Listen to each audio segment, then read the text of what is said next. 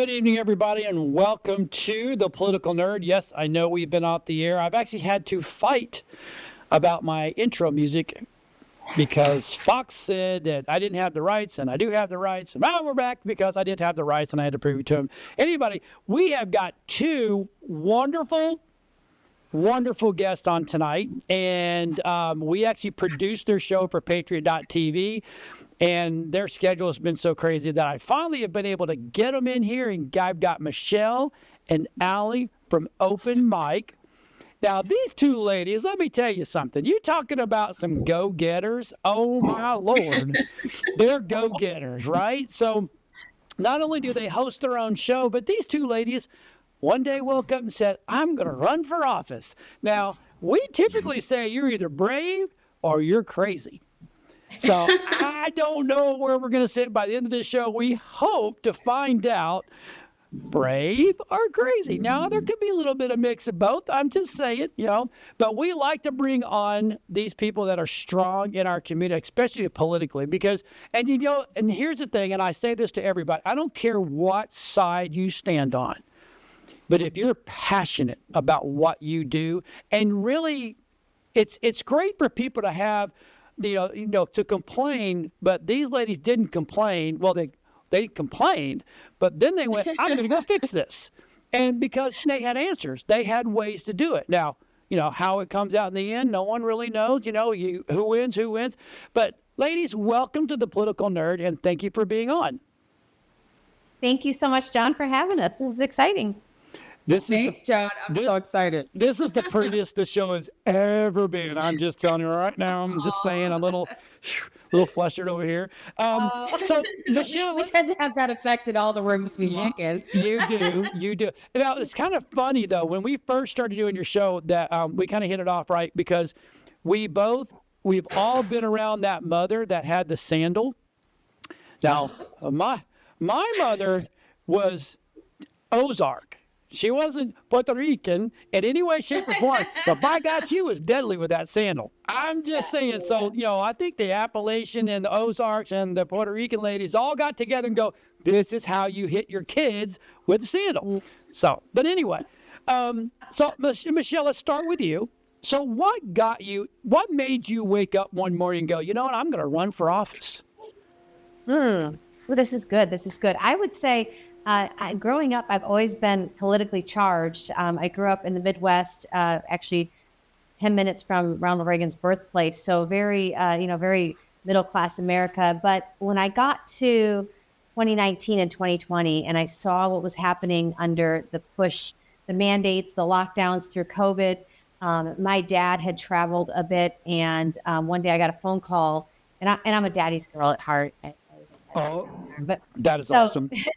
I get a phone call that says, your dad's been admitted into the emergency room. We think he has COVID. And that begun about a 4-month journey of really trying to fight for his rights in the medical field. Of course, I was just his daughter. What do I know?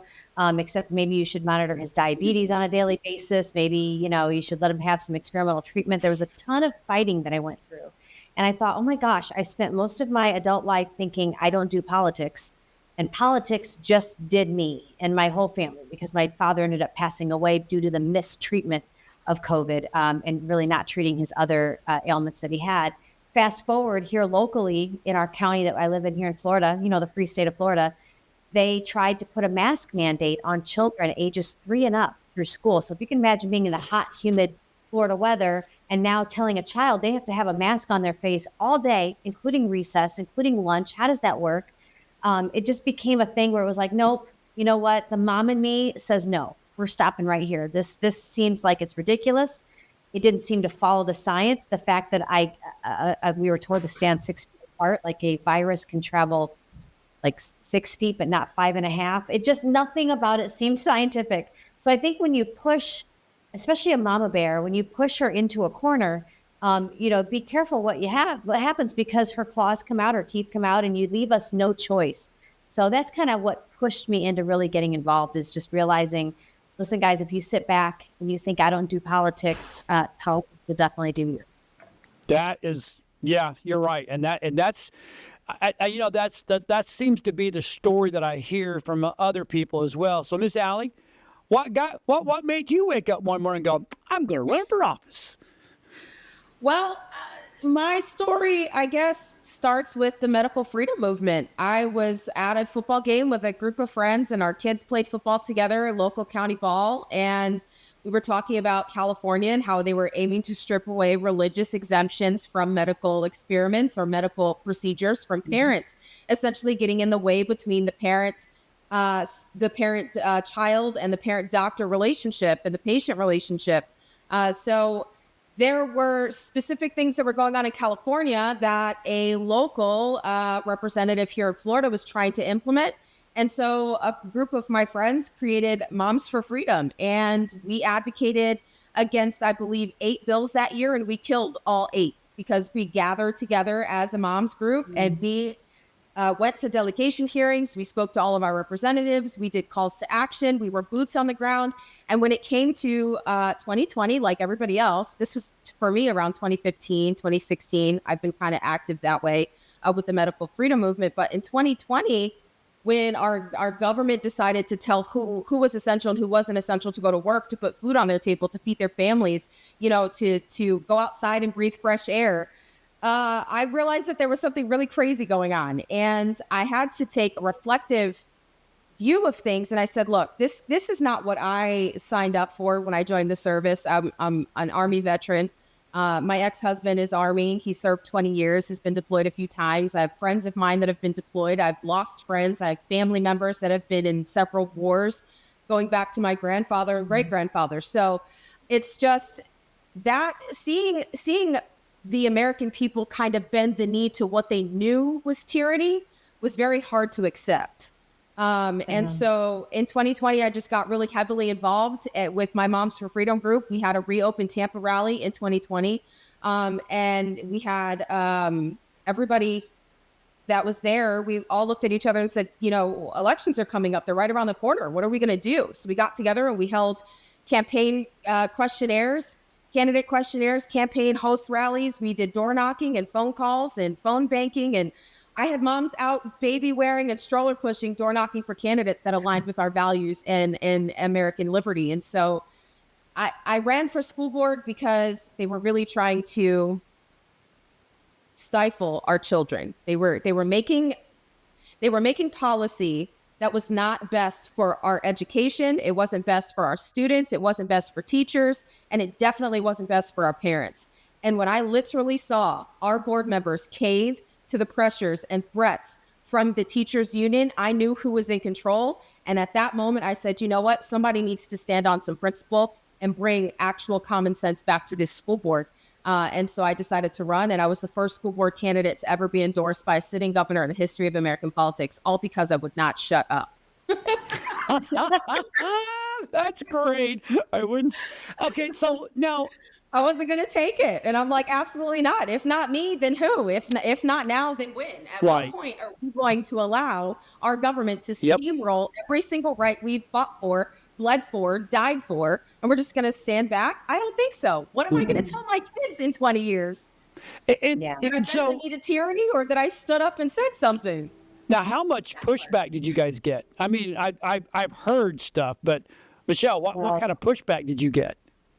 Well, I made a decision to run for state office because we did see that there was a difference here in Florida under the guidance of Governor Ron DeSantis and our wonderful Florida Surgeon General, Joseph Ladapo. We had much of the freedoms that stayed intact, not perfect, but compared to the nation, we really led the way. So I wanted to help codify the executive orders that Governor DeSantis was issuing to keep Florida free. I really wanted to see those put into law, kind of like we're seeing now, where we want to wait for Speaker Mike Johnson to quickly codify these DOGE cuts, right? The savings. Nothing is worth anything in an executive order unless you get it passed through legislation and locked in. So I looked at what my representative in my little district, what he was doing, and I thought, wow, he's not even showing up to vote. Like, we have only a 6-week session here for our legislature. That is 6 weeks of you just showing up and doing your job, and you can't find your way to your seat to press a button to vote. I have an issue with that. So I thought, you know what, I'll challenge him. He's a Republican. That's what primaries are for, right? Is to get the top of the top. What I didn't realize, or what I think I I underestimated. He is the son of a congressman who is the fourth wealthiest congressman in Washington D.C. There's a lot of money that flows through the Buchanan family, and James Buchanan, my opponent, had an abundance of it to the point that once he really started to get rattled, he wouldn't show up for debates. I would show up and speak to myself, basically. He doxed my personal information in a mailer that went to all of our constituents in our entire district. It was a very dirty politics. I spent $10,000. I think he spent $250,000 with an abundance of mailers just about me, kind of cartooning me and making, really making fun of the fact that that I was a woman, that I had student loan debt. I mean, who many of us don't have student loan debt? Not all of us have Buchanan Daddy in our cash drawer. But so that it was dirty politics right from the beginning. When really what's free to do, if you want to during the primary season, is to show up both candidates and just speak to the people, let them ask questions, give them a Q&A, have an honest debate over policy. And when you can see both Democrats and Republicans in a primary, when you can see one candidate strictly avoiding that, being on record, being on camera, you know that that's probably not the person that you should go with. It was eye-opening to see, John, that really as a conservative America First grassroots person, the biggest uphill battle that we have sometimes is with our establishment Republican Party. So we've learned, Allie and I have both learned that, and now we pivot to work on the grassroots level behind the scenes because I think right now, Allie, they almost probably wish we would have just been given our seats because now we got all this free time. Yeah, I was going to say, boy, they had no idea the can of worms that they just opened up. So, yeah. So, Allie, what did you go through? For me, I was called white supremacist in blackface. I was called an Uncle Tom to my face, which didn't make sense to me because I was like, I'm a female. I don't understand. You can't be an Uncle Tom. God have mercy. But I was called a DeSantis bootlicker, an establishment bootlicker. There were all kinds of things I was told. I was also told that, Allie, you are too, you just don't know how things work here. You're too abrasive. You're too, you're not going to get any help if you can't just sit and listen and do what you're told. I was like, well, if I was going to do what I was told, I don't do that very well. I don't know if you've met me. But I don't do that very well, especially when it comes to proper roles and responsibilities of government. Yeah. If you are in this position and you claim that you know that you work for the people and yet you are not doing the people's bidding, what exactly are you doing and why are you in this position? Is it for you to grow your name recognition, which also feeds your ego? Or is it for you to actually give back to your constituency, your community, and actually do the work you are set and have been put in this privileged position to accomplish? Yep. I want it to be a stop loss at the school board. We need to go back to functionality. Constitutionally, our function as a school board. That means I'm not in front of students. I don't need to know how to teach children, but I have been a mom for 17 years and I know how to teach children because I have 4 different ones and they all learn at a different pace and they all learn in their own different way. And I homeschooled them for about 3 or 4 years. So I kind of think I know how to educate students, but a little also bit of knowledge, right? You don't learn something, right? You don't learn something inside the classroom in front of an instructor every day. Nope. Life is a lesson. So that's what we needed to teach our kids, and we weren't. So it looks to me like the biggest compliment that either or both of you got was the fact that they had to rail as hard as they did against both of you. So you scared them. And yes, I would be very proud of that. I'm like, you know what? Obviously, you knew that I knew what I was talking about, and knew where I was going to go, and knew what I could do. And you had to call Daddy Money out. You had to get all the other people that sit there and go, well, I hate that, get along thing. No, no, I'm a free thinker. Matter of fact, I'm talking to a bunch of I'm an independent guy, so I'm not a Republican nor am I a Democrat. And I keep trying to tell the independent guys we need to go for the buffalo as our emblem, because we go ahead, we head into the storm. We don't run from the storm. We don't lay down like a cow, so that's just the way it is. But so now you've got that political side to you, and all of a sudden you need to have a show. So how did open mic come along? It's pretty funny, John. We had a very successful show on Patriot TV. I liken it to sort of like a conservative version of The View. So 5 women. Sometimes we would have younger people like Gen Zers. And we would just talk about current events. And while that was wonderful and it was fun and it was very successful, we took a brief break between like a season 1 and season 2. And Allie and I were going stir crazy. I mean, we were just like, and we were talking every day and still drumming up current events. And I'm like, oh my gosh, this is what we do. Like, we should have just give us a microphone and just like a video camera. We'll do it from our home. We'll do it from our home office. We'll do it from wherever.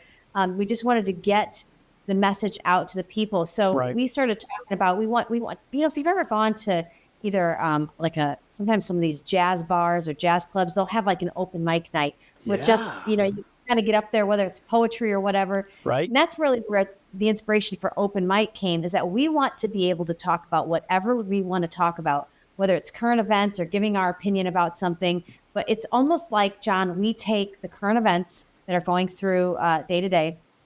We sort of talk about them on a conversational level so that our viewers, whether they're sitting at their kitchen table that night or they're in the office the next day or they're at the grocery store, they know how to talk really in layman's terms like us about current events. How does it pertain to you? Okay, I read this headline, but what does that mean to me going to the grocery store to get eggs? It has a way that it affects you. And so open mic I mean, Allie, our first day, I think we were banned on YouTube. We banned the Patriot TV network off of YouTube.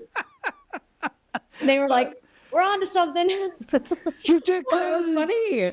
We were talking about human trafficking, and I think I said, can we call it what it actually is? It's slavery. It's modern day slavery, whether it's slavery for work or slavery for sex. It's still slavery. So we need to, words matter, and the left has hijacked words and made words to mean things that they aren't. So we need to bring truth back to words. It's not trafficking, it's slavery. Right. Yep. And I absolutely 100%. Yeah. And so how long have you been doing open mic now? Just a little over a year. Yeah. Yeah, over a year. Congratulations. That's awesome. Because we actually, it's kind of funny when we first started doing your show, we had your intro coming in, and I'm like, me and Joseph we're like, we're dancing like, oh my God, this is great. It kind of gets, it literally gets our day started, which is kind of nice. And I love the fact that you're not afraid to, either one of you are afraid to attack a subject.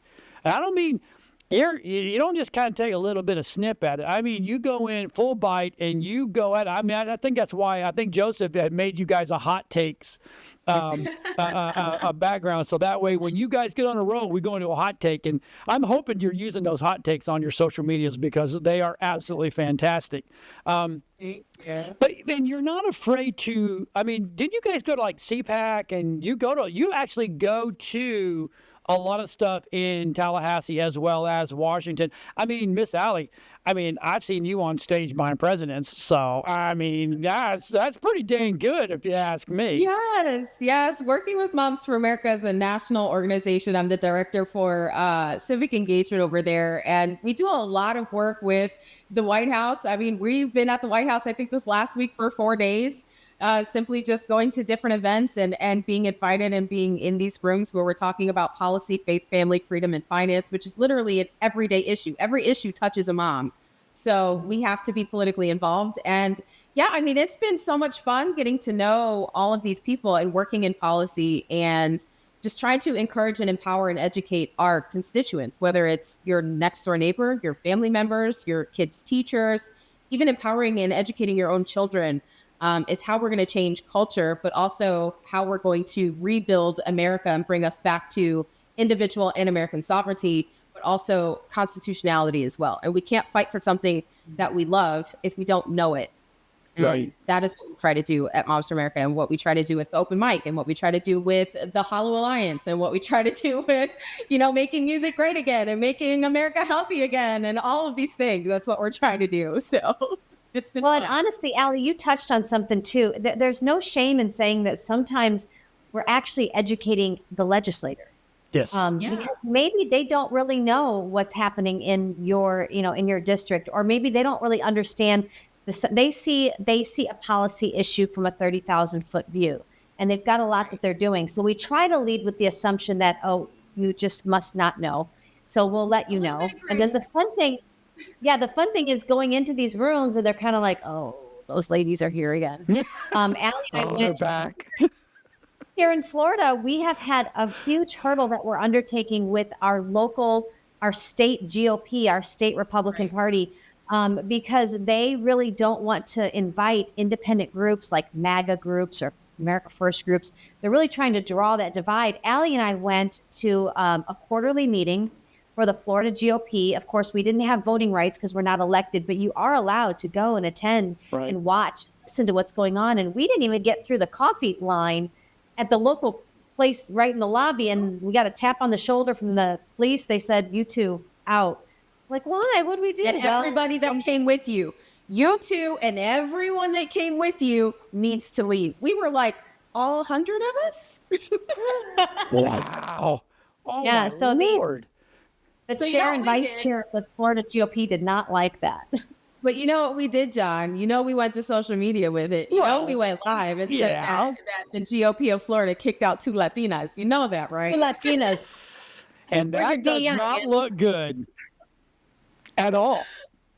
No. But they don't care because Yeah. you know they're too woven and too intertwined, and it's been a difficult thing to do trying to right the ship of our local GOP. But you're only as strong as the people that are involved, and so that's why we over at Open Mic and everything that Michelle and I do, we're trying to encourage local action equals national impact, and we're trying to show you what that actually looks like. We don't just talk about it on our show. We actually implement that. We live it out. We act out what we believe. And we're just trying to show the world that it's possible. You're not just a mom. You're not just a woman. You're not just a grandma. You're not just a community member. You have a say. Go act. Yeah. Go do Right. it. So, okay. So I want this to go to both questions. We've got about 5 minutes left. If there's one thing, if there was just one thing today that you could change to affect change, what would it be? We'll start with you, Michelle.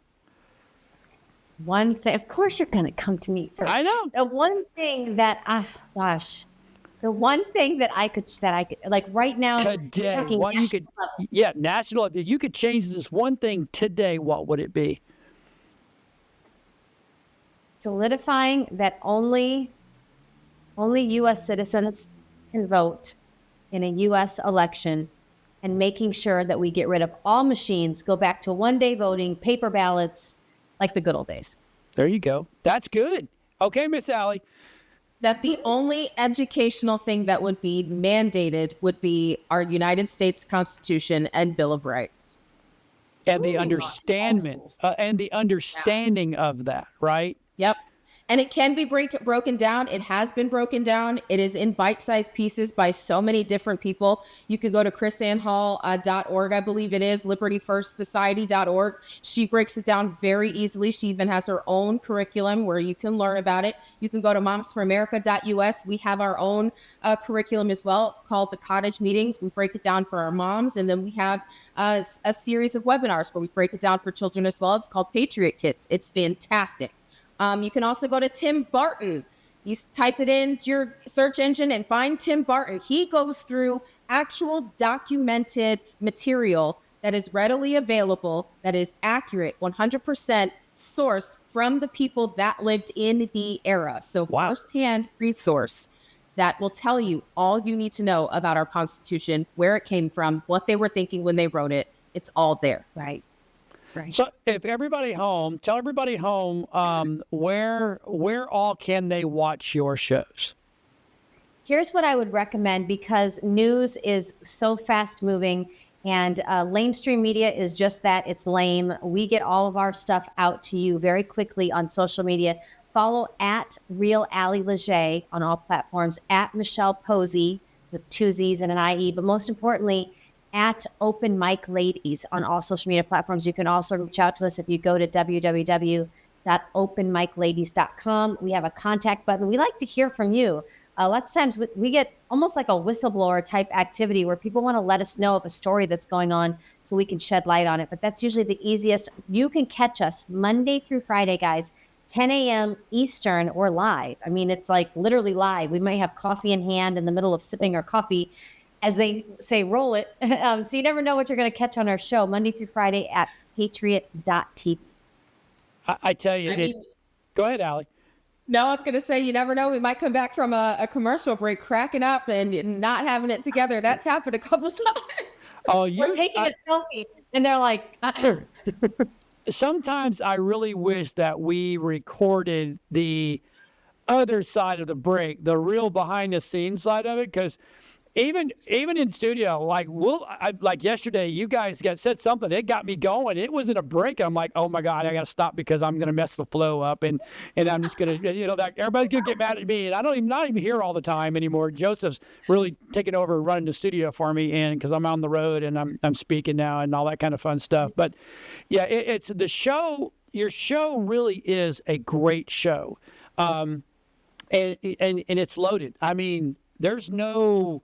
As a matter of fact, I think there's been a couple shows we didn't get everything in there because you really, and I love the fact that you're not afraid of bunny trail, which is kind of, most people are like, they're rigid. They're like, God, do. You guys are like, nope. Yeah. The next thing you know, we got a bunny trail going over here. We're like, well, we're not going to get to that asset or that one either, but that's okay because they went really, really well. So, yeah. remember when Allie pulled her shoe out of her purse, her chancla?